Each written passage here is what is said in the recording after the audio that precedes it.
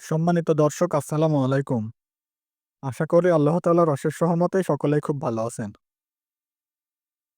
আজকে সকালবেলায় গরু ছাগলের কাজগুলো কিছুটা গুছিয়ে চলে গিয়েছিলাম মাঠে ভুট্টা লাগানোর জন্য।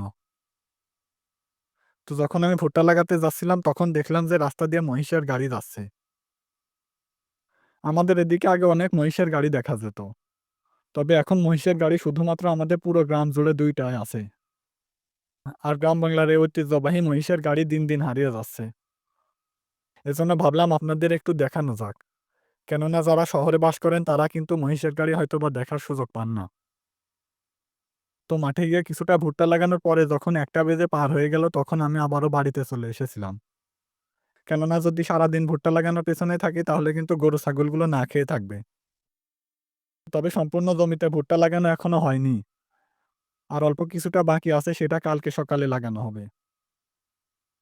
আর মাঠ থেকে এসে ছাগলের মধ্যে গিয়ে দেখলাম ছাগলের থাকার জায়গাটা খুবই নোংরা হয়ে আছে। তো জায়গাটাকে এখন ঝাড়ু দিয়ে পরিষ্কার করে ছাগলগুলোকে আজকে দানাদার খাবারটা দিয়ে দেব।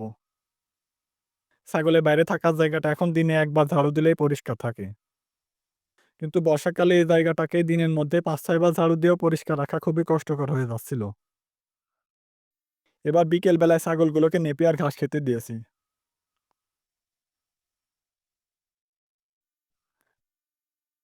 আর ছাগলগুলোকে আজকে দানাদার খাবারটা দিয়ে দিয়েছিলাম সেগুলোও তারা ভালোভাবেই খেয়ে নিয়েছে। আর এখন সন্ধ্যা লাগতে খুব বেশি সময় বাকি নেই। তো আপনারা সকলে আমার এই ছোট খামারের জন্য দোয়া করবেন। আর আপনারা যারা খামার করতে ইচ্ছুক বা ইতোমধ্যেই শুরু করে দিয়েছেন তাদের জন্য রইল আমার পক্ষ থেকে শুভকামনা। আপনাদের সকলের সুস্বাস্থ্য কামনা করে ভিডিওটিকে এখানেই শেষ করে দিলাম। সকলেই খুব ভালো থাকবেন, সুস্থ থাকবেন। আসসালামু আলাইকুম।